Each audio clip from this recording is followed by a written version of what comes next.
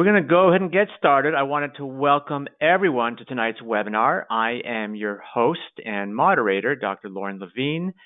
We got a great turnout this evening, right around 1,000 people registered. As always, I want to make sure that hopefully everyone is staying healthy and safe. I hope everyone on the East Coast is digging themselves out. Quite the storm you guys had. Secondly, thank you for being here this evening. Keeping up with your dental education is obviously critical, and looks like a lot of practices are getting back to where they were pre-COVID, or certainly on the way back. But the need for education doesn't stop, and you're all showing that by being here this evening. With that out of the way, I'm going to speak for a couple of minutes, do a little bit of housekeeping. Dr. Nazarian can speak for as long as he needs. Most of you have been on these webinars in the past, so you kind of know the format. On your screen, you have a GoToWebinar control panel. You can type in your questions as you think about them. We don't normally get to the questions until the end. Typically, we have more questions than we have time to answer. So I look through the questions. I try to combine as many together. I apologize ahead of time if we don't get to your question individually. We'll do our best to get to as many as we possibly can. In the next couple of days, look for a few things. First off, this webinar, as with all the webinars that we do, is being recorded. So, if you can't make it until the end, not a big deal. You can watch the entire webinar at your convenience. That you don't normally get sent out within about a day or two. During the webinar, Dr. Nazarian is going to be demonstrating a number of products, a few which are exclusive to GoldenDent. I've been doing these webinars with GoldenDent for years now. I wanted to thank them for their ongoing sponsorship of this webinar. If you're a dentist, you're in the dental field, you are familiar with GoldenDent and their commitment to dental education. Part of the reason I love working with them and with Dr. Nazarian, as you'll see tonight, is that even though Dr. Nazarian is a regular speaker on here, all the slides are new. And what you saw last time with him was all new stuff, and what you're going to see next time is all new stuff. There's no regurgitation here, so you're getting good stuff. Speaking of GoldenDent, I always get emails after the webinar asking me about how the CE works. I'm going to try to mention it a few times this evening so that you all will have a chance to hear it. Basically, if you're here for the webinar and you stay for the bulk of the webinar, I think it's like 70, 80%, whatever AGD requires, you will be sent a CE form. There's no test at the end. There's no quiz. There's nothing you need to do on your end. As you can probably imagine, with 1,000+ people, that can take a week or two to be sent out. So please be patient. They do always get them out, but watch your email for that, because they will be going out within the next couple of weeks. So with that out of the way, once again, it's my pleasure to have Dr. Ara Nazarian back. He maintains a private practice in Troy, Michigan, with an emphasis on comprehensive and restorative care. He's a diplomat in the International Congress of Oral Implantologists and an adjunct clinical instructor at the University of Detroit Mercy School of Dentistry. If you read dental journals, and you most likely have seen his articles, they've been published in many of today's popular dental publications. He's consistently listed as a top dental educator. He's conducted numerous lectures and hands-on workshops on aesthetic materials and dental implants throughout the U.S., Europe, and Asia. He's a lead faculty for Amplified Dental Training, which teaches atraumatic extractions, grafting, immediate dentures, and all aspects of dental implants. So with that out of the way, Ara, we're thrilled to have you back and looking forward to tonight's presentation. Great, thank you so much, and welcome everyone to Endodontics for the GP.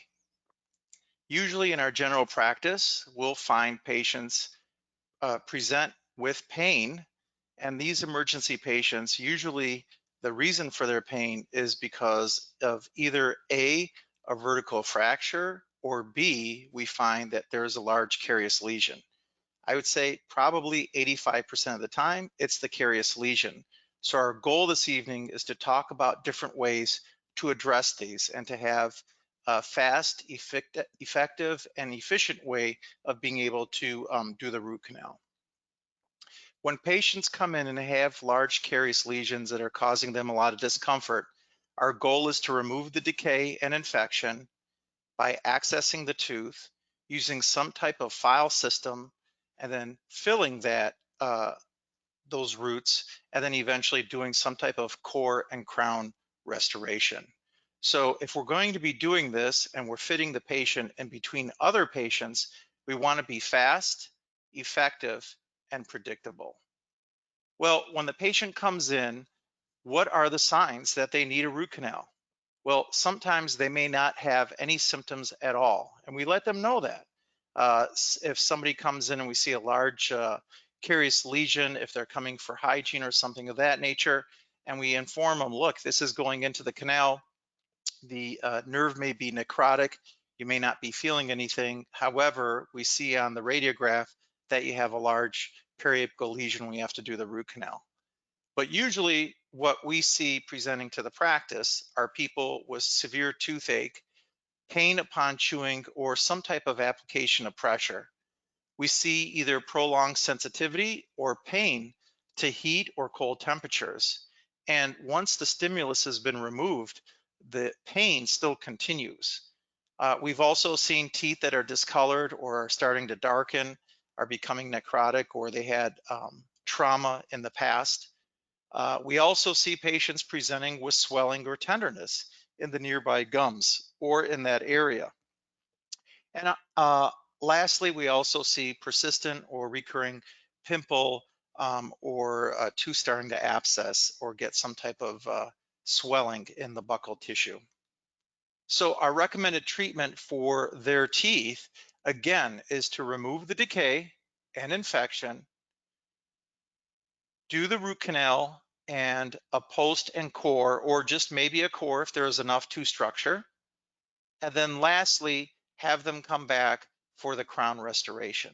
So usually if I'm putting these patients in between my normal patients for an emergency, I do want to get them out of pain by doing the root canal. And if I have time to place a core material, I will, or I'll put a temporary restoration. I would say 98% of the time, I'm placing the final core restoration in those teeth. The policy in my practice is emergencies should be seen the same day. And by utilizing some of the techniques, instruments, and materials that I'm going to illustrate tonight, you may be able to fit these patients in between your normal patients and be able to relieve them from pain. I can tell you many times patients have presented to my practice and they said, you know, my regular dentist couldn't get me in for another 6 weeks. And here I am. I called this morning and you're able to get me in to address this concern that I have of discomfort on this tooth. So again, the policy in my practice is to see the emergencies the same day. Here's an example of just the radiographs of an emergency seen the same day. This patient had a 5-unit bridge. The most distal abutment tooth was severely decayed. It was root canaled and that needed to be extracted, but that was causing no pain. So the bridge was teeter-tottering on this area and the seal was broken and there was obviously recurrent decay on the premolar that's seen in this radiograph. So the patient presented with discomfort on that. The bridge literally popped right off. And so we went ahead and provided endodontic therapy. In the same visit, not only did we finish the root canal, but we placed a fiber post and a core buildup, and then the patient left with a provisional restoration just on that tooth. And then we went ahead and scheduled him for an initial oral examination with our practice later on, where we would get a CBCT and possibly provide a couple implants distal to this tooth. But I illustrate the importance of seeing emergencies the same day and then actually being able to address their needs and getting them out of discomfort. Here's another example of a patient who had cosmetic work at a different practice. She kept complaining of discomfort to touch or bite on number 8 and 9. The dentist adjusted those crown restorations several times. However, the patient still had discomfort. She eventually got so frustrated that she sought to get treatment elsewhere. So she called our practice. And so we ended up doing endodontic therapy for number 8 and 9. We didn't remove the crowns. They looked very nice. And the fit was nice. However, we did place the core restorations in the lingual access area of these. And so the patient was pleased and returned back to our practice as a regular patient. So this is a great marketing opportunity for your practice. Many times I've talked to dentists and they're like, I don't understand how you're so busy. Well, we're busy because we take care of people's needs by addressing their chief complaint, which may be discomfort, and taking care of those needs on the same day. One way that I explain this to the patients of what's going on in their tooth is a model called DemoDent. This is a patient education model that allows you not only to illustrate interproximal decay and occlusal decay, but a failing amalgam restoration that may have recurrent decay, and then finally a core and crown restoration. So most learning is done visually, and so usually my assistants, once we've acquired the radiograph, will mention to them that, it looks like there may be something going on. We'll have doctor address it, and they'll pull the DemoDent patient education model out so that I can illustrate and explain to them in a very visual way so that they understand what we're going to be doing as far as treatment. Now, we've already explained to the patient what needs to be done. The next important thing, I think, is to get adequate anesthesia. And we hear it so many times. Wow, that last root canal that I had at my previous dentist's office was very painful. They couldn't get me numb and things of that nature. This book here, Successful Local Anesthesia for Restorative Dentistry and Endodontics, is a great source for successful anesthesia, especially if we're going to be using traditional methods. However, we all know that sometimes patients will present with nerves on fire.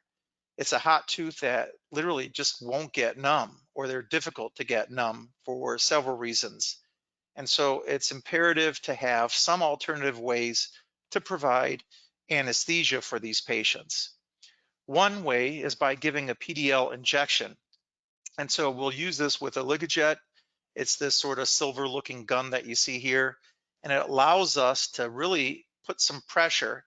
And what we do is we take the tip of the needle, we drive it into the PDL between the root surface and the adjacent alveolar bone, and we'll only administer a small amount, like 0.2 millimeters of anesthesia, and we'll go at the line angles of the tooth. And I would say 9 out of 10 times, this usually will ensure that they have adequate anesthesia. Another method that we use is intraosseous anesthesia. One is the StabiDent, the other is the X-tip. I prefer this X-tip technique, which actually leaves a little metal sheath temporarily into the area so that you can always find that little tract and dispense anesthesia. So the principle of intraosseous anesthesia consists of literally placing the anesthetic solution directly into the cancellous bone. So when you're drilling, you're going to peck through the cortical bone with this drill and needle instrument, and then you'll remove the drill, and the only thing left there is the little white hub of that little sheath, and we'll dispense the anesthetic right through there. The length of the duration is actually very good, and it's immediate. If you're using epinephrine, you want to be careful. I'd rather use a lower amount of epinephrine because usually patients will feel their heart rate starting to go up. So usually it's advisable to use a lower epi anesthetic solution. Another thing that's imperative for endodontic treatment is the isolation of that tooth or using a rubber dam. Rubber dams have been around for many, many years, and there's a variety of different clamps ranging from metal to some type of a hard plastic. I prefer the metal, but it's important to change these after a while as you sterilize them. They don't seem to have their tightness like they used to, so it's important to do that. In fact, the Flexi Dam is the dam that I like from Coltine Weldent that has the frame built into it. These cost slightly more, but they do work very, very well, especially when placing it on one tooth for endodontic therapy. Okay, so we have an idea of what we're going to talk to about the patient, But as general dentists providing endodontic therapy, it's imperative that we know the anatomy and the location of the pulp chambers if we're going to do endodontic access preparation properly.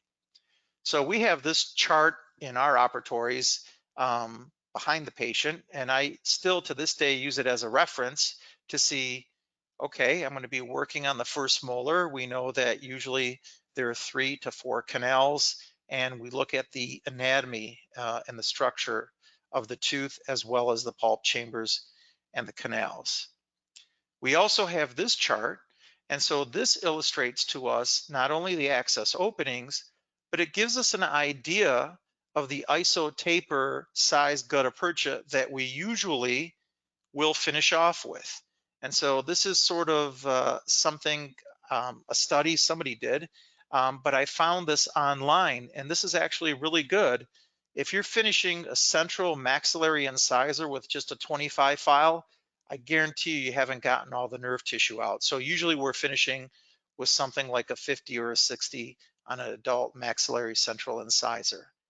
Well, when we say ISO, what do we mean by ISO taper? ISO stands for the International Standards Organization. And so the taper is literally the amount of the diameter of the instrument that increases from the tip to the handle. So the ISO taper is the same incremental taper.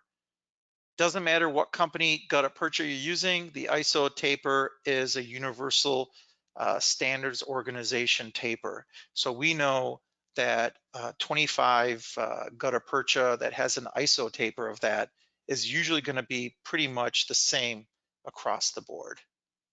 Well, let's take a look at the access openings. Well, let's take a look at the maxillary central incisor. The access opening is usually an oval triangular access opening, and 100% of times you're going to have one canal. If we look at a maxillary lateral incisor, the access opening is usually oval, and it's usually one canal as well as the maxillary canine. However, if you look at the average lengths for a maxillary central or lateral is about 22 to 23, where all of a sudden the maxillary canine is 26 to 27. So it's important to know or have an idea of these lengths to make sure you have rotary files and hand files that are long enough. Okay, so these are important charts to have for you as a general dentist. Let's take a look at mandibular central incisors. The access opening on all these are also oval. However, 70% of the time for mandibular central incisor, you have one canal and one foramen. However, 24% of the time, you have two canals and one foramen, and about 6% of the time, you have two canals and two foramen.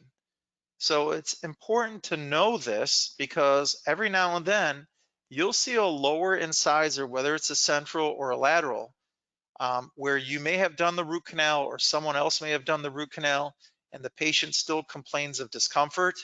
And usually 9 out of 10 reasons why they're still having discomfort is because there is another hidden canal.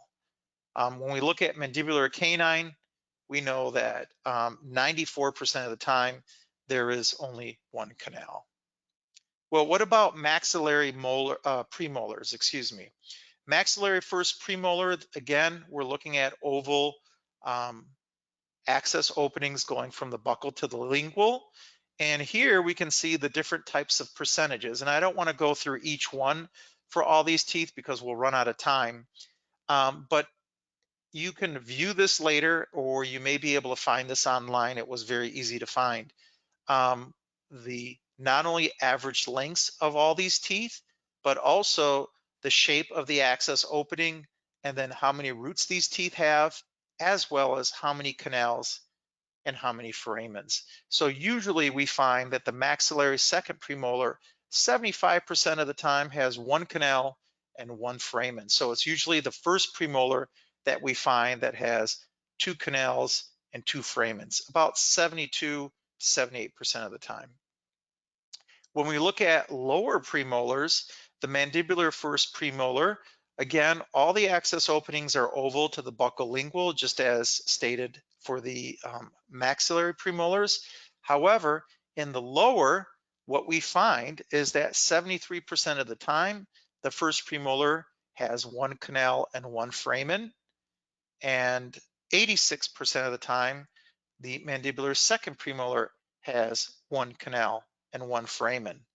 However, the first premolar 20% of the time may have two foramens and two canals, where it's only 12% for the mandibular second molar. I'd say the biggest problem for general dentists is usually the maxillary first molar. Again, the access opening, as you can see, is more of a triangular type of shape. There's 3 canals 42% of the time, 4 canals 56% of the time, and 5 canals only 2% of the time. So your maxillary first molar, I would say 56% of the times there's going to be 4 canals. So you should be looking for 4 canals. When we look at the maxillary second molars, what we find is that usually there's 1 canal and 1 foramen for the mesial buccal root. So very rarely are you finding a second mesial root, or excuse me, mesial canal.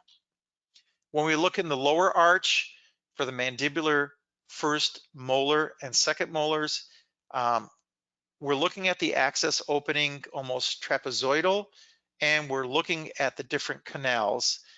Usually you're finding the mesial has 2 canals and 2 foramens, and the distal 72% of the time has 1 canal. Where in the mandibular second molars, we see that it's a little bit different. So these are all important to know. Let's look at practical techniques when you're doing the access preparation. So you have an idea of the anatomy. I know I went through that pretty quick, but you'll be able to get some of those images for yourselves. It's important to know the different types of techniques. So this is very important. The rule of the cemento-enamel junction. What this is essentially is saying the CEJ is the most consistent, repeatable landmark for locating the position of the pulp chamber, and that's indicated by the green line. So that's called the rule of the cemento-enamel junction. So we know the CEJ is going to be consistent landmark to look and position, to locate and position where the pulp chamber is. Rule number 1, we have the rule of centrality. The floor of the pulp chamber is usually located in the center of the tooth at the level of the CEJ. So you know you're going down to the depth of about the CEJ if you look at the tooth from the external portion of the tooth and identify where the CEJ is. But most importantly, you're not going to be looking for the pulp chamber too far to the lingual or too far to the buccal. You're going to start by staying in the middle of the tooth. So that's the rule of centrality. The rule of concentricity, the walls of the pulp chamber are usually concentric to the external surface of the tooth at the CEJ.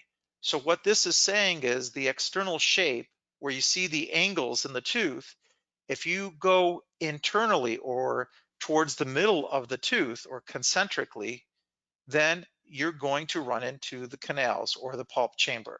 So this diagram illustrates that very well. We have 2 rules of symmetry. Rule 1 talks about looking at the orifices, and this is for all the orifices except for in maxillary molars. You'll see that there's an equal distance from a line drawn from the mesial distal direction. So if we draw a line mesial distally, then if there's a canal on one side, there's going to be another canal on the opposite side that's going to be symmetric. And so we see this with a lower mandibular molar. We see the 2 mesial canals, and then we see the 1 distal canal. So that's the rule of symmetry. The second rule of symmetry, again, we're excluding maxillary molars, but the orifices of the canals lie on a line perpendicular to a line drawn in a mesial distal direction. So if we're drawing a line that's bisecting the line that we drew mesial distally, then you're going to run into pulp chambers or some canals. The rule of color change is another important rule when doing an access opening and looking for the pulp chamber. The color of the pulp chamber floor is always darker than the walls of the surrounding tooth. So I repeat, the color of the pulp chamber floor is always darker than the walls of the surrounding teeth. So these are rules that are going to really assist you when doing an access opening. There's a great paper from Patel and Rhodes, and this paper is a practical guide to endodontic access cavity preparation in molar teeth. And I refer to this quite a bit. They talk about doing a pre-treatment assessment. Everybody's ready to just jump in and start accessing a tooth, not having an idea of the morphology or the anatomy, not doing a pre-estimation of the length of the roots, which you can do now with digital x-rays very quickly before even accessing tooth with a pre-op radiograph. Then we're going to look at preparation of the tooth for obviously the endodontic treatment, the removal of the roof of the pulp chamber and coronal pulp tissue, and then obviously creating a straight line access. That's what the paper talked about. So first they're talking about a pre-treatment assessment. We know that we're going to be working on a mandibular first molar, so it's imperative to know the anatomy and to have an idea of where the um, chambers are going to be, or pulp chambers are going to be. So we're going to look at this and know, well, this patient has a large amalgam restoration. We're going to just access this opening right now so we don't have to take all the amalgam out at this moment. We want to access to get to the pulp chamber. We also, with this pre-treatment assessment, want to estimate the length, and we do that by just using the measuring tool on your digital radiographs. In the paper, they also talk about dental magnification. So you can use loupes. Oh, and also the other important thing is to have adequate lighting. So you can have loupes with the lights. Most general dentists are not using the microscope. However, I do know a few that do. Usually you're using some type of magnification to help identify those areas. So here's a great example of using some of the rules that we talked about: measuring mesial-distally, bisecting that, creating a straight line access. Also, it's important to have sharp endodontic explorers. I don't know how many times I've opened an endo pack and some of these tips are bent or they're broken. So my assistants know that I want these endodontic explorers 16 and 17 very sharp so that I may access not only the pulp chamber, some of these openings. The endodontic access burrs, there's so many to choose from. It starts to get a little frustrating and confusing. I want to keep it simple. I need to be fast and effective. So usually the burrs that I'm going by are 3 burrs. There are 2 of these, which are the PR 1210 and PR 1910. At the tip, they're round burrs, so they're helping you start the access opening. They have some divergence or taper there, so it's creating a little bit of taper.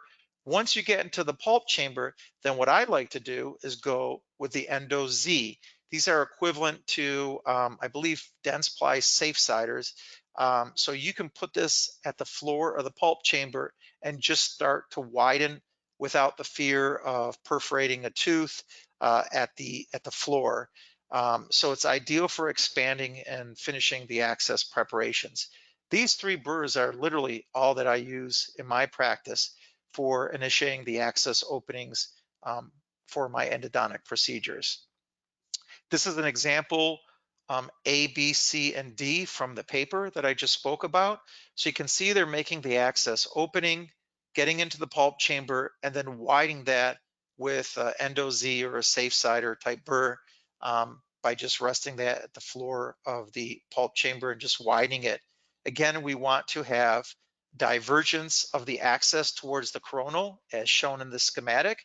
And when we look at it from the occlusal, we want to see all the canal orifice or openings so that we have that straight line access view or occlusal view when you look straight down or through your mirror. This is just a cross-sectional schematic showing you the access opening so that we have straight line access. And in endo, the saying goes, if you can't see it, you're not going to be able to do a good job.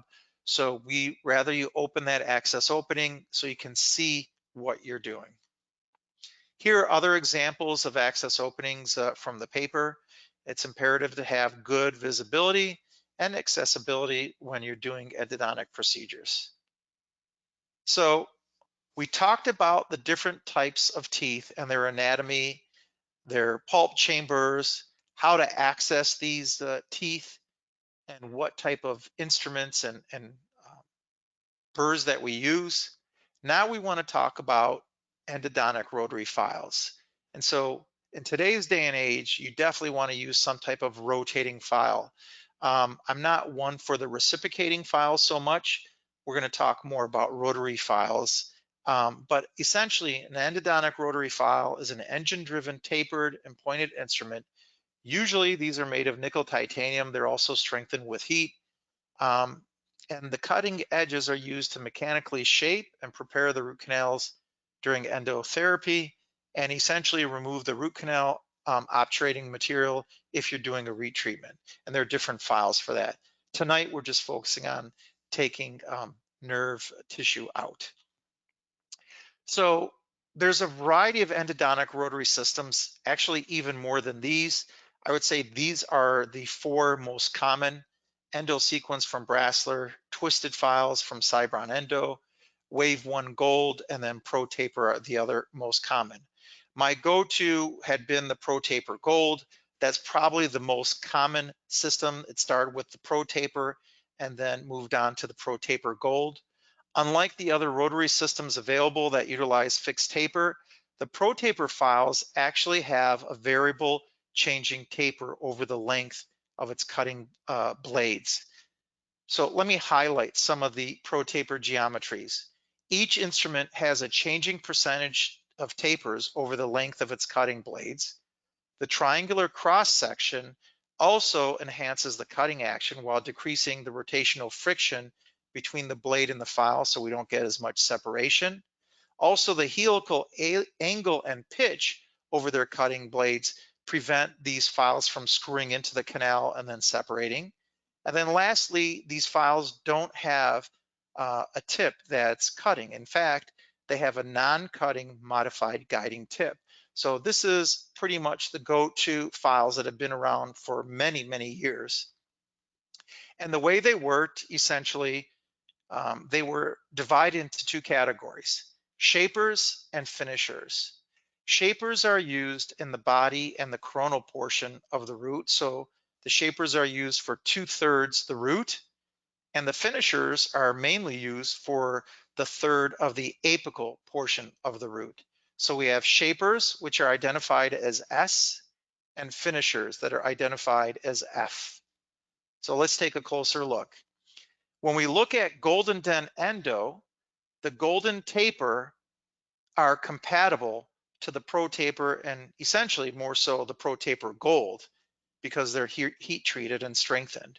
So the GoldenDent Endo is literally comparable to the Pro Taper. Let's take a closer look.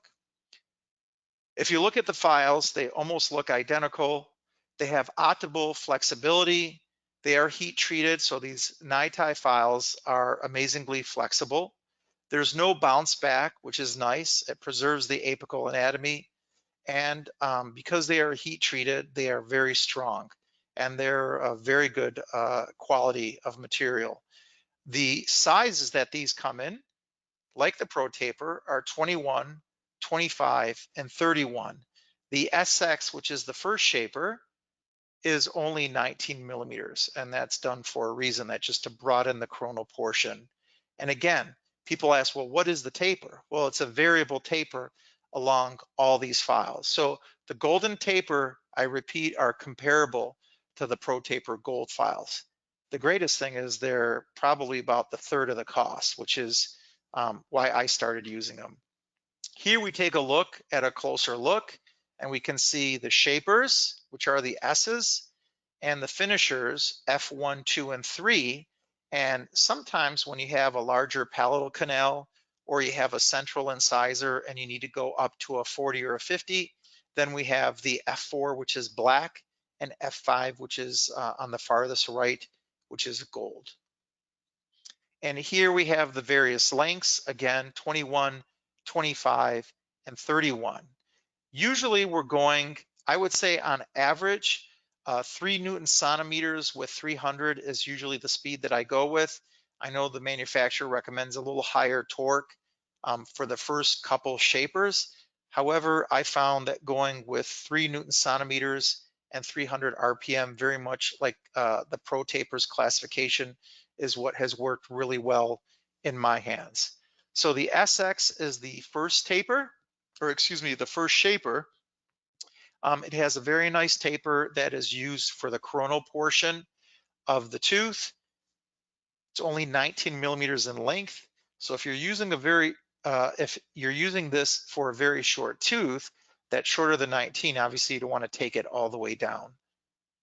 Next, we have the S1, which is the first shaper, followed by the S2.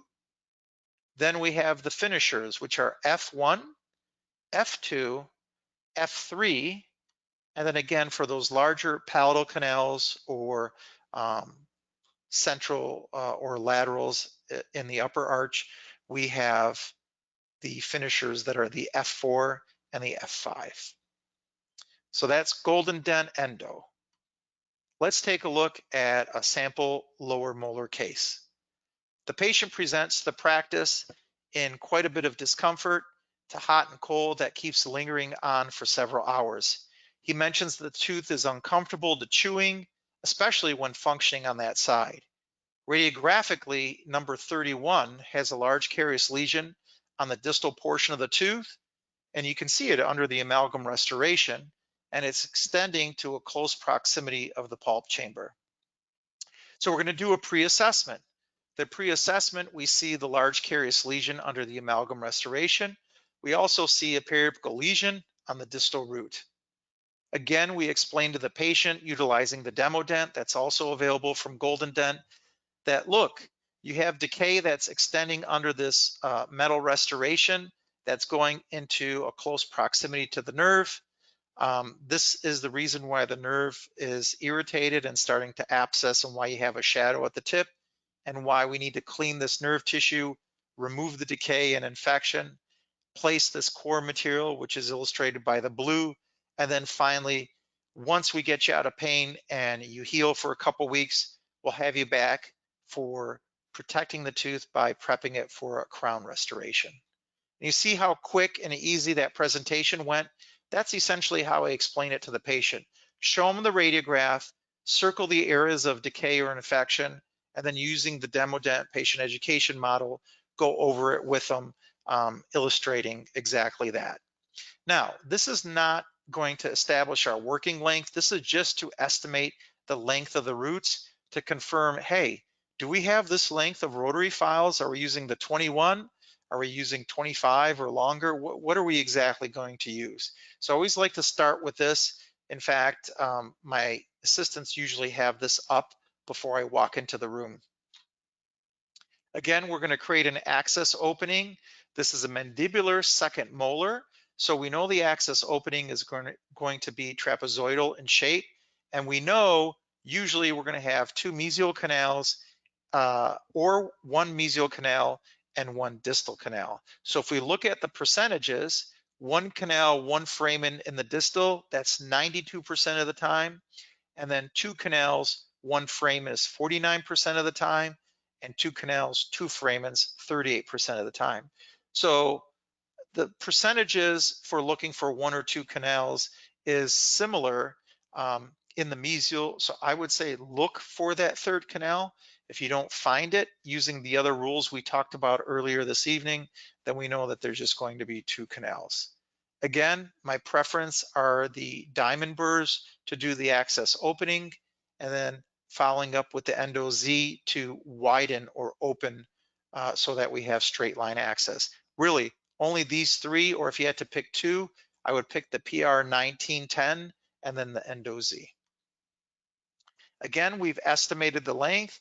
We're going to have an idea of how we're going to do a straight line access. So although we know there's decay in there, I'm just going to go ahead and remove the amalgam restoration and just position myself of where the pulp chamber is. So we'll start with the first diamond and then follow with the carbide and open something like this. Then we'll create a glide path using a number 10 or 15. Usually we're using the 10. An endodontic glide path is literally a smooth radicular tunnel from the canal orifice to the physiologic terminus or the constriction. You can feel this usually with the file. The glide path must be discovered if already present, or it should be prepared if it's not presented like a calcified tooth. Irrigation is also another very important step. Um, in fact, it's important to remove the microbes from the canal. In endo, sometimes they say it's not what you put in, it's what you take out. And so we want to make sure we remove the debris, but also we want to remove the microbes, killing and removing all the microorganisms, necrotic and inflamed tissue, as well as the dent and debris. And so there's several solutions that we'll talk about later. Common questions that I hear all the time is irrigation is often regarded the most important that we know, and it's used to kill and remove microorganisms, as we talked about. But usually, what is the most common irrigation for a root canal? And that's sodium hypochlorite. Instead of a 1 or 2% solution, I would recommend a 5% sodium hypochlorite solution that's pre-mixed. Excuse me. Okay, so GoldenDent has partnered with Endo to provide 5% sodium hypochlorite. So this is pre-mixed. In the past, we would have assistants mix bleach with water, and it was never consistent, either too much or too little. With this solution, you never have to worry. For removing dental debris from the walls of root canals before obturation, the 17% EDTA solution is a great solution to use. This helps open the lateral canals as well. And then they also have a 2-in-1 EDTA and chlorhexidine. And so this helps remove the smear layer, and the chlorhexidine obviously helps control and kill the bacteria. Usually the tips that I'm using are the golden tips. These are side vented. I really don't like the tips that have the opening at the tip of the needle, because if you press too hard, you may push solution out the apex, and that would not be a good day. Usually the needle size that I go with is a 27 gauge. So we need to determine the working length. Let's talk about that.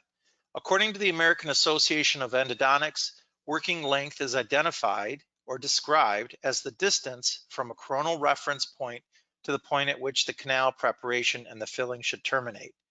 The minor diameter, or as we recognize it, the apical constriction, is the place where instrumentation and obturation should terminate.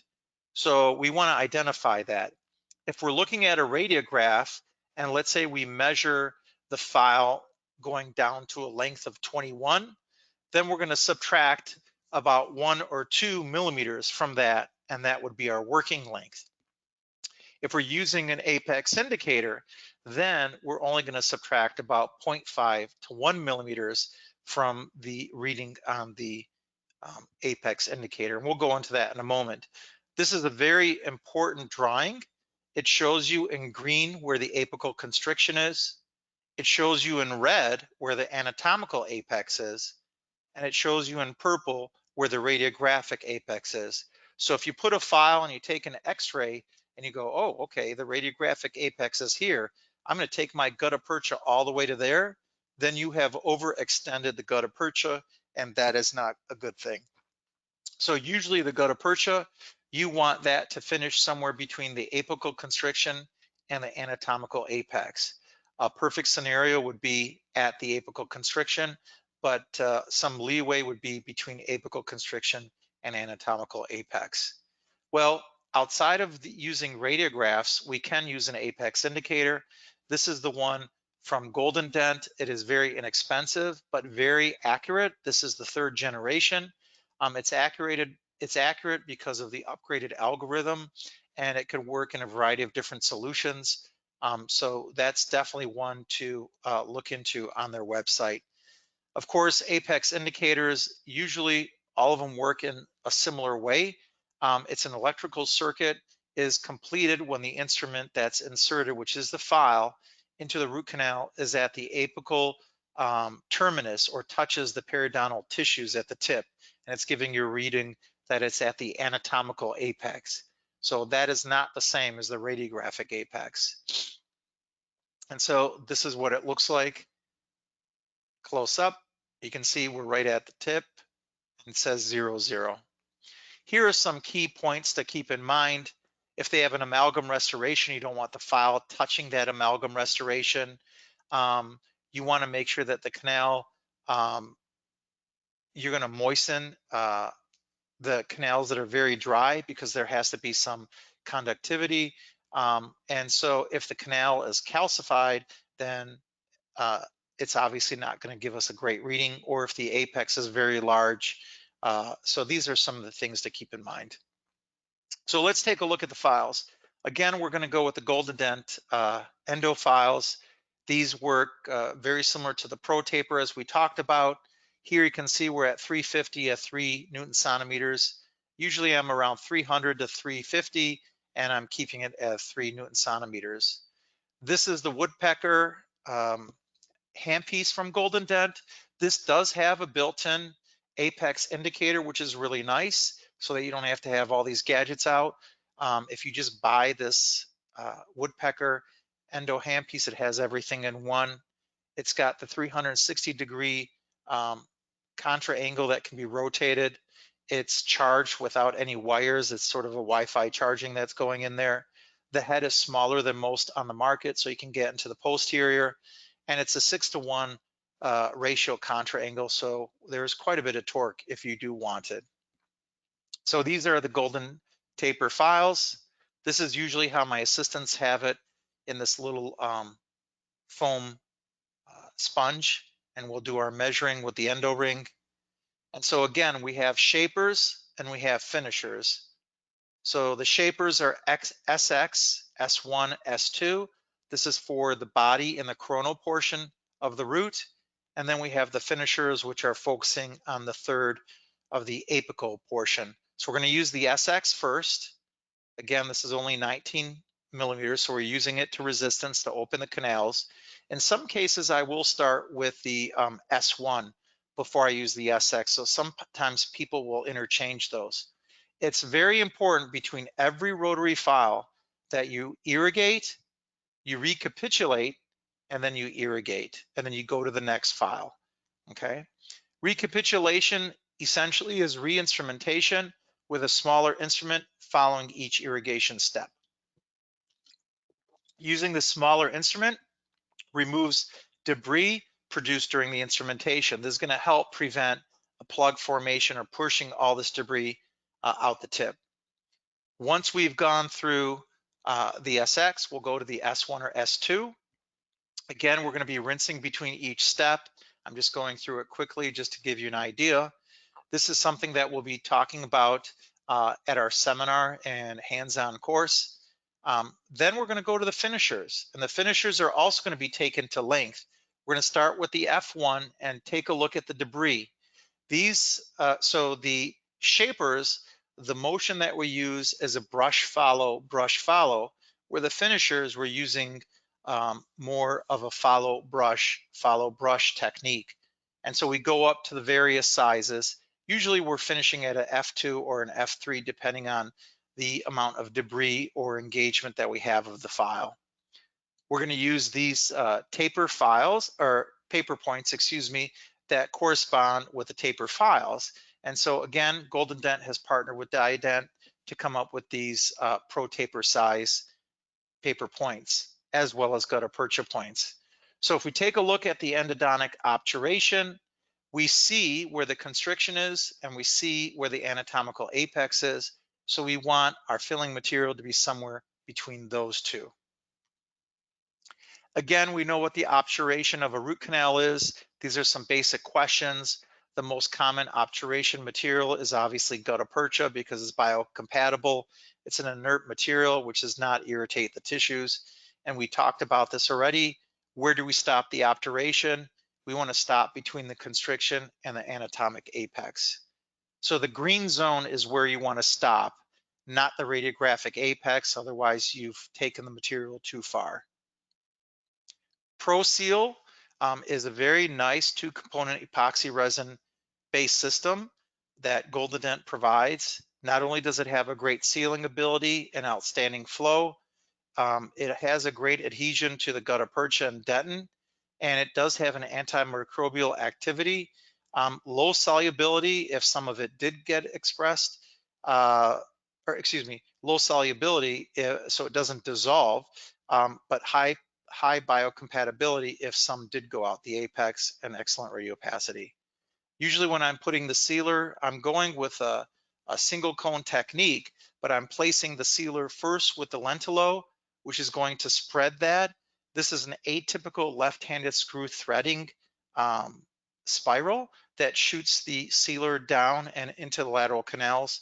Then I'll coat the gutta percha and do a single cone fitting that into the area. So here we see a core buildup that we did the same day that we did the endo fill. Remember, this root was about 23, 24 is what we estimated. It was probably like 22. So again, sort of longer than usual. But this is the core material that we use, which is the Wago core. This is zirconium infused, very much like the Wago fill. And it works very, very well. It's white in color, so that let's say you're prepping and you have a margin that goes subgingival, you can easily identify where the core and the tooth meet. And obviously we want to finish the preparation on tooth structure. In order to prevent any type of postoperative discomfort, I've been utilizing dexamethasone and giving the patient 4 milligrams of this right after the procedure. And when I do my post-op call the next day and say, hey, how are you doing? How's the tooth? And they're like, I don't believe it. I had zero pain compared to previous root canals that I had before. Here's just a typical post-operative instruction form that we have, and you can copy this if you view the recording later if you like, or find them online. They work very well. So patient returns, we do the crown preparation. We also talk to them about providing an implant in the future for the number 30 area. And so after we prep that tooth, we'll go ahead and take the impression. This is the Panasil Fast, the tray and light material that I use in my practice. It's an excellent material, very cost effective. And here we have the final zirconia crown restoration. Bruxira is a great restoration. We use the Bruxira aesthetic in the front, and we have a variety of different monolithic zirconia restorations that are available. But this is sort of what I show the patient and tell them we can do one of these 3 things, and usually they choose the white colored crown restoration. Real quickly, I'm going to review through this, and then we'll go through one more case scenario. Crown preparation is also very important, since a lot of people that are viewing this are general dentists that are providing the root canal therapy. I do want to review crown preparation. A full crown preparation on a molar is obviously going to be more retentive than a premolar because it just has greater surface area. When we're doing occlusal reduction, we want to reproduce basic inclined planes of the tooth that was existing.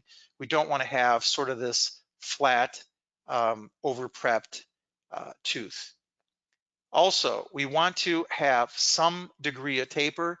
Usually 6 to 7 degree of taper is good of the axial walls. We don't want to see the little teepee or pyramid preparation where you're literally just relying on the cement for retention.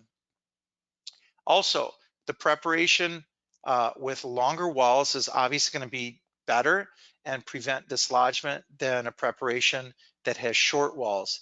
The nice thing with monolithic zirconia is we don't have to prep as aggressively as we used to with previous PFM type restorations. If for some reason you do have a short preparation, like a second molar that's in the lower arch, then you can improve the retention by adding these grooves. So it's adding surface area. This is inadequate reduction. We want to make sure on the functional cusp we're doing enough reduction. Okay. Also, axial preparation should be sufficient. A lot of times in the past, if you had a PFM that had inappropriate axial reduction, then you would see the porcelain chip off when you would go to seat these restorations, or you'd see them chip off later, or the laboratory would have to over contour them. So it's important to prepare them ideally. And then obviously we talked about the functional cusp being prepared ideally so that there's adequate reduction depending on the material of choice. Lastly, we want to have draw when we're doing crown preparations. So let's take a look at this premolar. So when I'm documenting these patients are coming in pain. I don't have an opportunity to capture every portion of it on film. However, in this particular case, I was able to get some great clinical shots. So I want to share this with you, and then we'll go to questions. This patient presented complaining of constant throbbing pain. She mentioned that she had not been to the dentist in 6 years. Radiographically, we can see a large carious lesion on number 4, where it's extending underneath a composite restoration and going into the pulp chamber. So clinically, it doesn't look that bad until we look at it radiographically. We can see a large carious lesion on the distal portion of tooth number 4. And so not only for every emergency patient, we always take for the EOE, we take a PA and a bite wing so that we can identify exactly where the decay is. So we're going to estimate the length of the root. So we see it's about 19.7. We're going to place our rubber dam as we already showed you, and we're going to access this. We remember a maxillary second premolar access opening is going to be oval buccolingually. So that's our ideal preparation for the access opening, and we're going to draw the lines of where we're going to go mesial distally. Again, I'm not removing all the decay. We see that it goes into the pulp chamber. So I've already informed the patient we're doing the root canal, so we're gonna go ahead and get into the canal. And you can see all the soft dentin that's still got decay. I'm going and going until finally I'm gonna start my glide path because I've accessed those areas. You can see I have the rubber dam on of the flexi dam. And so we're gonna take a radiograph. Now, I will say this, I've illustrated the clamp on taking an x-ray. Usually in my practice, whether I'm documenting or not documenting, I will always take a radiograph with the rubber dam off. And I know some of you may not be happy with that, but we keep the patient's mouth open with the Logiblock. My assistants have a very difficult time trying to get the radiograph with the rubber dam on. So over the years, I just kept the bite block in and took the rubber dam off to acquire a much better radiograph. And so this is not getting contaminated because the mouth is open. And then we'll go right back and put the rubber dam on and determine our working length. You can do it radiographically and subtract 1 to 2 millimeters, or you can use an apex indicator and just subtract 0.5 or 1 millimeters from the length. We're going to go to our files. As we talked about, we're setting it at about 300 RPM and 3 Newton centimeters. We're going to use our shapers and finishers. And so this is what it looks like. We measured that it was about 21. So we're going to go with a working length of 20. And then my assistants are going to set each one at 20. We're going to keep using the shapers with the irrigation until we get to length. So we're going to go through rinse, recapitulate, rinse between each cycle. And so we can see that, recapitulate, rinse. We're going to keep going. We go with the 20 file. We feel the constriction. If we feel it's loose, we know we're going to go up incrementally to a 25. And we're also looking at the debris to see exactly how much is on there to see, do we need to shape this more or not? So we kept going up to where we finally went up to a 30 file. Again, if you had to pick one of the 3 solutions, the sodium hypochlorite is the one to use. However, you can use the EDTA to further remove the smear layer, as well as the chlorhexidine to further disinfect. These are the tips we talked about, which are the side angle tips. Usually I'm going with the 27 gauge with the 3 cc more so than a 6. We have the paper points and gutta percha points that correspond with the golden taper files. So here you can see we're using the paper points for the 30. So we'll use the gutta percha for that. We're going to take the x-ray again. I'm just showing this to show you with a clamp. So people don't go nuts saying I don't use a rubber dam. I do, but I do like to take it off to acquire a more accurate reading, but we're not letting the patient close the mouth. Once we take this out, we will irrigate again just to be on the safe side and paper point if we feel it got contaminated. The green zone, which means the apical constriction to the anatomical apex, is where we want to finish that gutta percha point. And so here we have the sealer we talked about. We'll use the lentillo spiral. Again, we're going to take an x-ray, take the clamp off. Again, I'm not usually taking one with it on, one with it off. It's just to show you I'm getting a more accurate reading without the clamp being in the way. We're going to just do a composite buildup, which is using the Wega core. We're going to make sure everything is cleaned out. We'll further remove any decay. This is what the Wega core material looks like. It's sort of like a white bleach shade. We'll build it up.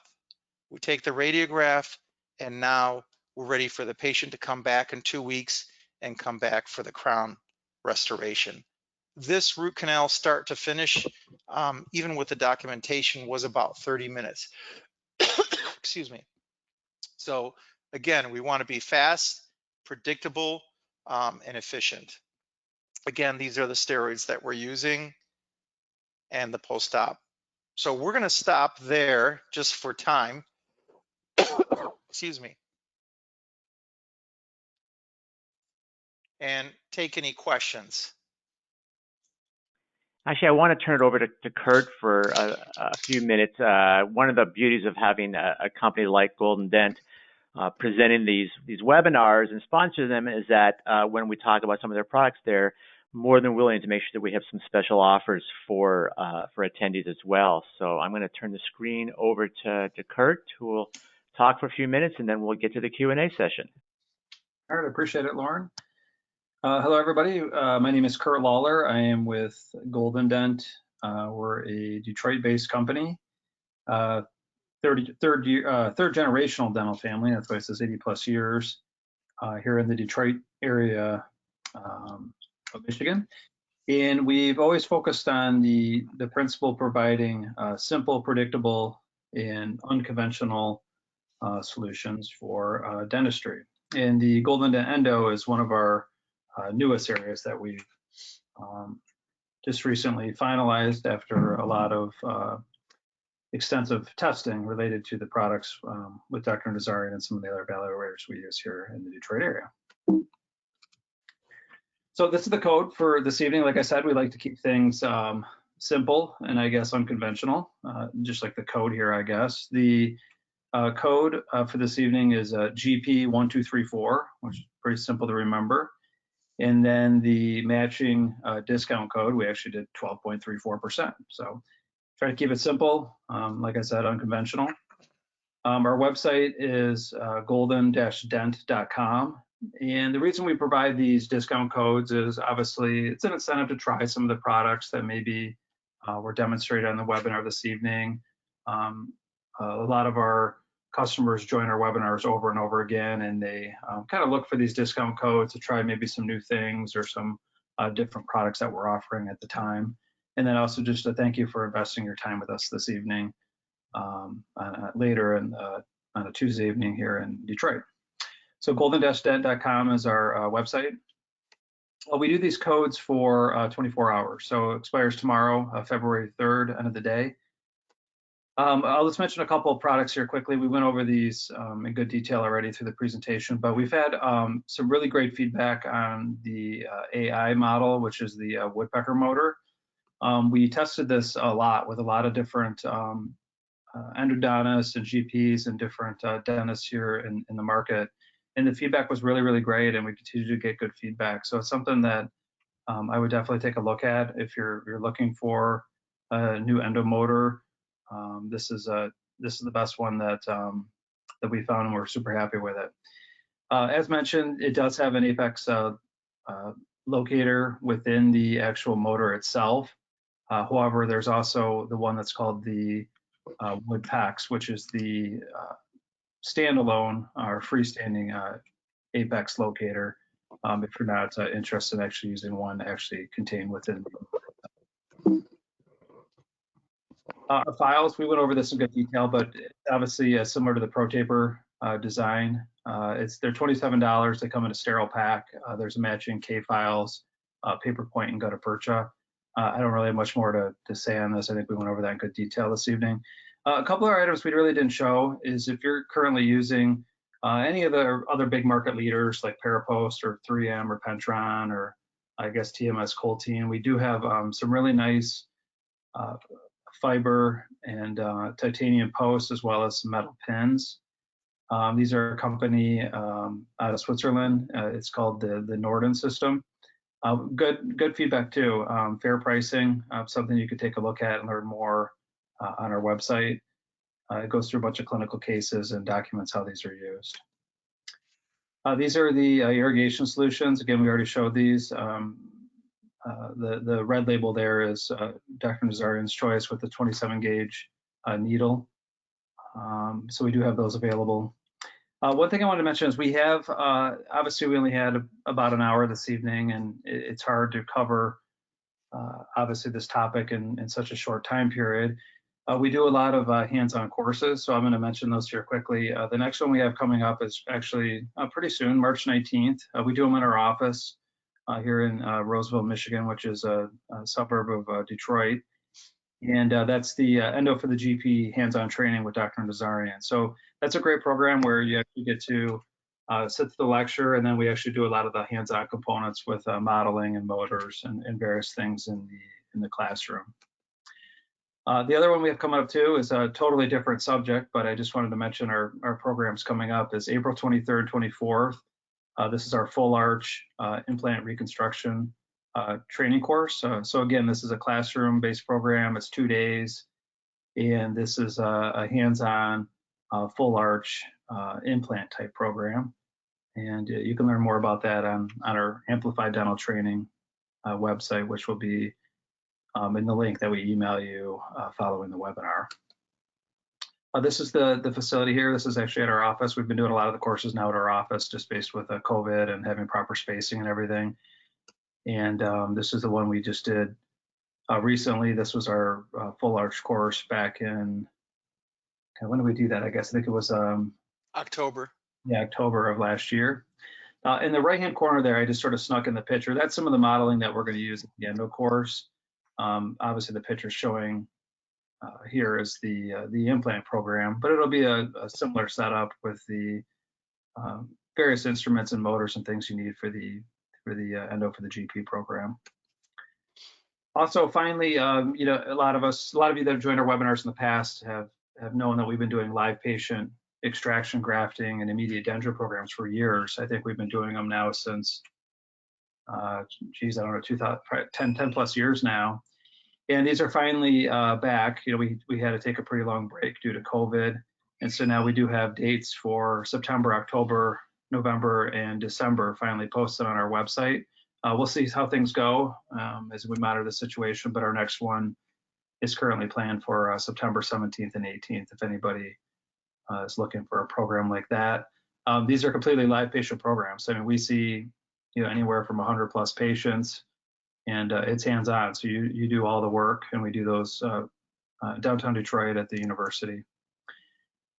Two more things I'm going to mention is a lot of our current customers join these webinars. If you weren't aware, the Osteogen plugs, which is a bone graft, it's now available in an extra large size, and then they changed some of the packaging where it's now available in a 10-pack. So I just wanted to mention that while I have everybody's attention here, something to take a look at.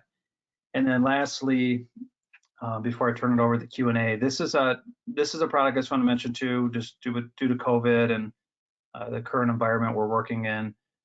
We've had really great feedback with this IO rinse, and it's really well documented and been studied extensively. There's some really great benefits to this product in relation to pre-procedural rinse, and it's just something I wanted to mention. There's tons of studies on our website that kind of goes over this product, but it's something to take a look at just based on today's environment, so I wanted to mention it. Lastly, our next webinar looks like it's in 1 month. So March 2nd with Dr. Tim Kaczynski, and it's going to be related to extractions and grafting again for dental implants. So look for that invite, and I will leave this up and turn it back to Lauren to start going through some of the questions with Dr. Nazarian. Thank you for your time this evening. Great, thank you, Kurt. All right, you ready for some Q&A? Absolutely. Well, I'll do the Q, you do the A. Okay. And just to remind people, if you weren't here at the beginning or you missed any part of the webinar, a link will go out sometime in the next couple of days with the entire webinar recording. And if you weren't here at the beginning, I mentioned about the CE credits. As long as you're here for the bulk of the webinar, AGD has certain requirements for how long you have to be on. The CE gets sent out automatically. There's nothing you need to do. There's no quiz, a test at the end. There's nothing you have to sign when you log out of the webinar. If you were here, they will get that list, and those CEs should take about a week or two. We had well over 1,000 people registered, so it can take a little bit of time. Okay, Ara, there were a couple questions here about a good endo training course, but we just went over that because it's Amplified Dental. What was the name of the book that you recommended for local anesthesia? I have to look at it, but it was Protocols in Anesthesia for Restorative Dentistry and Endodontics. If they replay it, they'll be able to find it. Okay. The burrs that you use, are these available from GoldenDent? Yes, they are. Both diamonds and carbide, which is the Endo Z-burr, are available through GoldenDent. And they're actually like half the price of what's out there on the market, which is good. Yeah, and Ara, I just wanted to mention, I was just thinking about that as you were showing them. They're not on the website currently, so if anybody's interested in that, just give us a call and we can help you out. We do have them, I just need to get those out since they're a little bit newer for us. Okay. And Kurt, by the way, if you ever get tired of doing the courses in Detroit, we have a request here to go to Washington, D.C., so I'm sure you'll take that under advisement. All right, in your opinion, is fully hand-filling a root canal treated tooth within the standard of care? Can you repeat that as what? I didn't hear the beginning. Is fully hand-filing a root canal treated tooth within the standard of care? I don't know, I'm not an attorney to say that, but I mean, there are people that still do it and probably do a great job with it.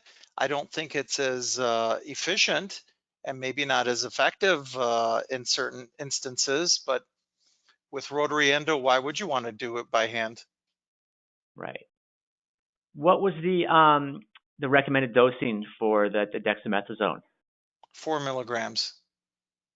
Okay. Let's see And here. that not only, excuse me, Lauren, not only does that help with them not having discomfort with the tooth, but most importantly, they're on that bite block for, let's say, a half hour or so. Some patients can't tolerate being open for a very long time. So it also helps with their TMJ or the jaw not being so sore afterwards. So I found it works very well.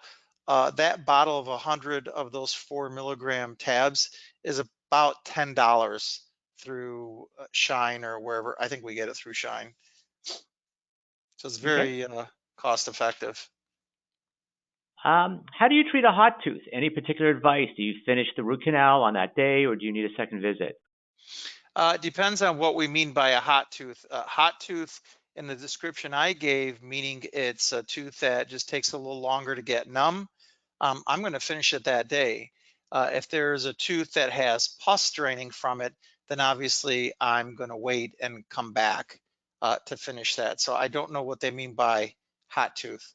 But if it's according to the classification I gave of just someone taking more to get numb, sometimes that's about 40% of the teeth that I deal with, I'm finishing them the same day. Okay. With the files, do you use any type of lubricant? And if so, which one do you recommend? So I didn't go into it in great detail because we were sort of going through it quickly. However, the first thing that I'm doing is either putting a chelating agent or a little bit of sodium hypochlorite in the canal before I start filing. You never want a canal that's dry when you're initiating rotary endo. So usually there's going to be some sodium hypochlorite. So when I'm doing the rinse, recapitulate, and rinse, I'm not using paper points after each step. So when doctors come to the course, we're actually going to go step by step by step. And I think with the repetition of doing it on a premolar, and then our models also have a molar, the doctors will get it. Okay. But there's a lot of, excuse me, there's a lot of different agents out there, whether it's a solution or whether it's a paste to use to further lubricate or break down the dentin when filing. The Okay. EDTA is great, actually. Okay. So we got just a ton of questions about the dexamethasone. So maybe you can go over, how, is it done pre-op, post-op? Do you taper the dosage? That 4 milligram, I mean, is that, how many per day? I mean, maybe sort of go through your whole. Great questions. So the dexamethasone, I'm only giving a 4 milligram. I'm usually giving it pre-operatively. However, if I can't give it pre-operatively, I'm giving it immediately post-operatively. This is not like a Metral dose pack where you're giving several and tapering. You are just giving one. It's just to make sure that there's no inflammation at the tip of the root, that you may have over-instrumented, or that their jaw is not going to be sore. If they still need to take a Tylenol or a Motrin after, they're welcome to do so. But what I found is the 4 milligrams really just helps keep that tooth from not being tender, especially on biting. So there's no real science to it. It's just 25 years of experience, I guess. Yeah. And actually an endodontist told me about it, who's a friend of mine. Okay. The files, are they single use, autoclavable? How do you deal with that? At the low price that they are offering, I never reuse these files. I start with a new set of files every time. Okay. For what we're charging for endodontic therapy, I mean, $28 is nothing. Okay. What type of gutta percha cutter do you use? Is it from GoldenDent? Right now, actually, no, it's not. I have the one that I have from Cybron. I can't think of the name. And sometimes we've caught it without being charged. So I still have a Bunsen burner and a heating instrument that I can just go ahead and use if necessary. We're reviewing a few of them right now to offer from GoldenDent. But yeah, any of them that are available are good that are out there. Okay. I think it's so the many questions Elements, here. the Cybron Elements is the one that I use, if I remember correctly. Okay. There's just a ton of questions here, and I said I apologize. I mentioned at the beginning of the webinar that we only have about 10 minutes left, and there's no way we're going to get to all the questions, but I'm going to try to get to as many as we possibly can. No worries. Yeah, no, we just there's a lot of great questions here. If there is drainage and you have to finish it at a second appointment, do you place any medication like calcium hydroxide in the canal in between visits, or do you just place a cotton pellet and some Cavit? I'm literally just using cotton pellet and a Cavit and let it drain if it needs to. And then obviously we're putting them on an oral antibiotic. Okay. Those stops, like how do you know when you stop at F1, F2, F3? So usually we're going to the yellow, which is the F1. And we're looking at the debris that's on the rotary file. If we see that there's debris that's only in a small portion of the file, we know that we can go larger. So at that point, we're inspecting the file and seeing, we want to see that dent and mud, so to speak, along the whole file, knowing that we're engaging the whole internal wall of the canal and that we've cleaned it properly. Okay. We're also checking it with a hand file too. So if a 20 file goes in there and it's pretty loose, we know, hey, I still need to go to at least a 25, if not a 30. Okay. Any post system that you recommend? Yeah, so the Norden are the ones that Kurt talked about. I actually was going to show 2 cases with it, but I just ran out of time. So at the course, we'll actually have a chance to utilize them and take a look at them.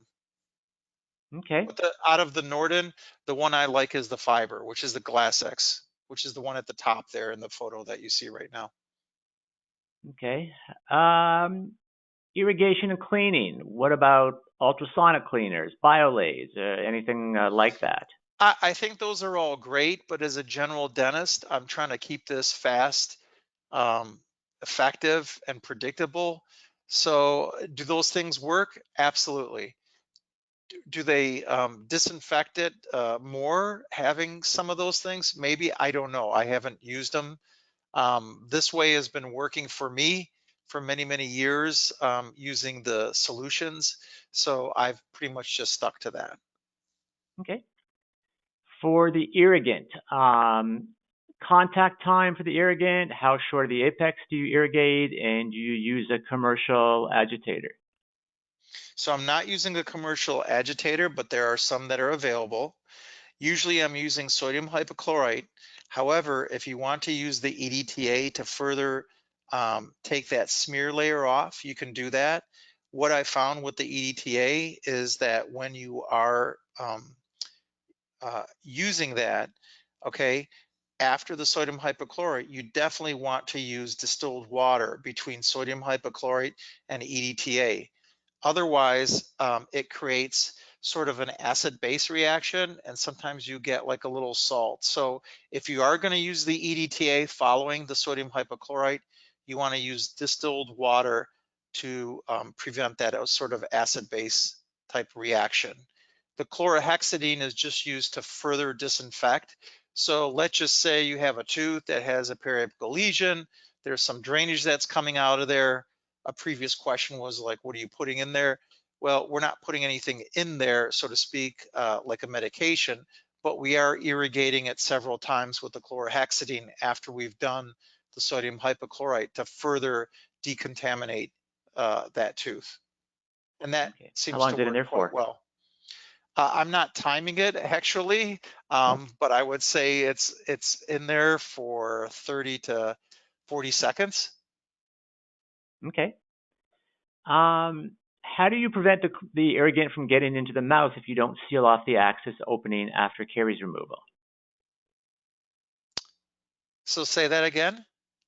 I'm just reading it. So how do you prevent the irrigant from getting into the mouth if you don't seal off the access opening after caries removal?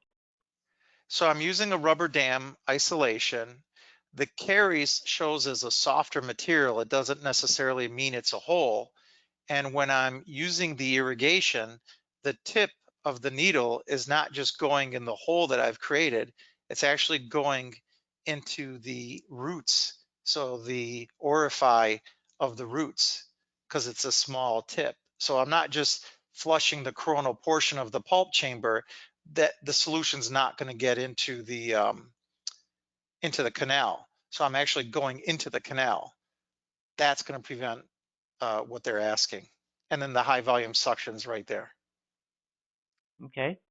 For people that you're having trouble getting anesthesia, do you ever use anything like intrapulpal injections? Oh, absolutely. I'll tell them, listen, you're still going to feel 15% of this. I need you to hold on, and we're going to numb you through the tooth. There's been occasions where the X-tip and the PDL haven't worked. I would say that's probably 0.05% of the time that I have to do one of those. Okay. Any contraindications to using dexamethasone? Um, that's a good question. I haven't seen any problems with only a 4 milligram. I do let the patient know that they may be a little wired that day and they may feel like they're a little warmer than normal. So let's say we did the root canal at 5 o'clock before we close at 6. I'm going to tell them they may be, I don't want to say irritable, but they may be a little fidgety and may take a little longer to fall asleep as compared to a root canal that I did in the morning and gave dexamethasone to that patient. Okay. But such a low dose, I have yet to have a problem, and I haven't seen any contraindications. Okay. Any experience or comments on root canal sealers, like bioceramic sealers, other ones like that?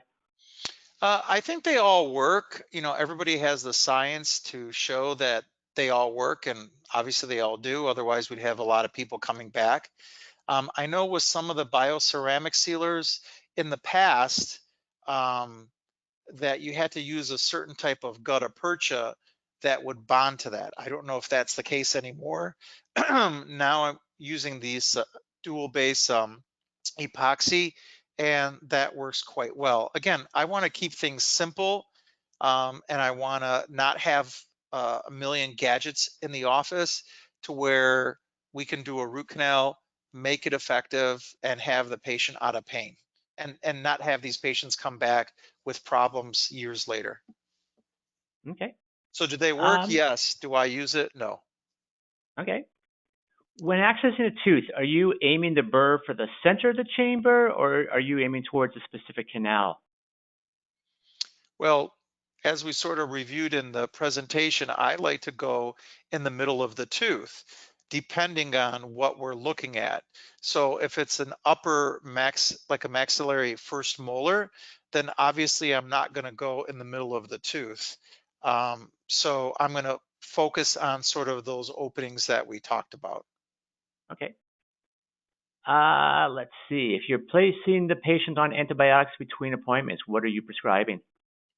If they're not allergic to penicillin, I usually put them on amoxicillin, 875 BID for 7 days. Okay. What intracanal medication do you use between visits? I'm still using sodium hypochlorite, like what we were Okay. rinsing with initially. Yep. What is your protocol when to place or not place a post fiber versus metal upon completion of the root canal? Great question. So if it's an aesthetic, or in the aesthetic zone, I'm going with a fiber post. If the tooth is broken down to the gum line, then the Norden posts that are equivalent to like the paraposts that use cement and are sort of screwed in, are what I use. Metal posts I'm using more for molars. So premolar Okay. forward usually is a fiber post unless the tooth is severely broken down. Okay. Posterior, like a The posterior molar, if there's enough tooth structure, very rarely am I using a post. Sometimes I'll use pins even, and we go over that in the course. I'll show okay. examples of all the posts and pins. Okay. The sodium hypochlorite, if it gets past the apex, any concerns? Um, Well, you want to definitely make sure the patient's on an antibiotic. Let them know, they'll know right away because they'll have a burning sensation. And then like putting either a heat pad or warm compress is going to help sort of eventually break that down, but definitely inform the patient. That's one of the reasons why I use the tips from GoldenDent. They're side vented. You never want to use an end vented type of syringe. At least I don't. It'll Okay. prevent that problem. Any problems with core fracture of endodontically treated teeth restored with Bruxer crowns? We've seen significant fractures compared to those restored with PFMs. Well, it all depends on the bite. It depends on parafunction. It depends on the lab that's making them. And lastly, I mean, we want straight line access, but we don't want to over access that tooth. Even though the tooth may have a large core in it, if it's just an eggshell of a tooth and you prep it, then there may be a high probability of fracture. So there's so many variables. I haven't seen it personally, but I can understand why somebody would have it because zirconia is a harder structure. But I would Hmm. make sure that, you know, the occlusion is ideal on those restorations if that's what people are experiencing or this doctor is Okay. experiencing. The You showed, I guess, these endoanatomy charts that you have in your operatories. Where can people find those? Honestly, I think if you just Google endoanatomy chart, that's what will come up. That's where I found them. The high tech method. I Yes, love it. Dr. Google loaned them Yeah. to Okay. Well, we're running out of time here. I want to be respectful of your time and everyone else's as well. As I said, I mentioned at the beginning that I would try to get to as many questions. We got about half a dozen that we did not get to, so I do apologize for that. Ara, anything you'd like to say before we wrap things up? No, I appreciate everybody listening up. This is definitely something we're seeing more and more of, especially during COVID. In Michigan, we were closed for several months. And so cavities got bigger and deeper, and patients are presenting with this. Again, I don't expect general dentists to do all the root canals in their practice, but if you can do at least 80 to 85% of them, I think it's going to benefit your patients, benefit your practice, and it's more rewarding professionally to be able to do this. Again, patients want to try to stay within one practice to accommodate their treatment needs, if possible, obviously. And so I invite you to come to the training in March that we offer here in Michigan.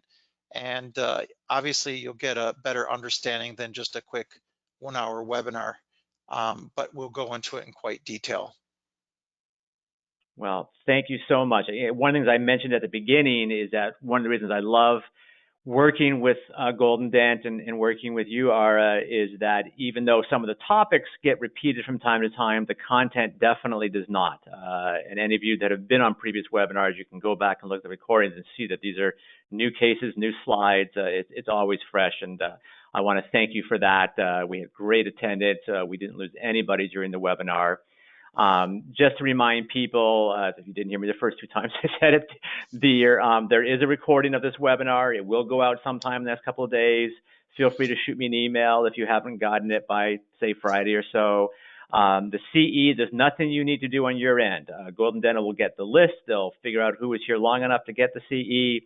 They send it out automatically. There's no test. There's no quiz. There's nothing you need to do. When you log off at the webinar, you're done. So they'll take it all from there. We thank GoldenDent for their continued sponsorship of these webinars. We always have great content. We do them on a regular basis. As Kurt mentioned, I think the next one is scheduled for February the 2nd, so you'll all be sent invitations for that. We thank all of you for your time. We know it's valuable, and hopefully you got something out of this. We've already gotten a bunch of comments in the question section about people that really just saying how much they loved it. So thank you, everyone, for joining us, and we look forward to seeing all of you on future webinars. Good night, everyone.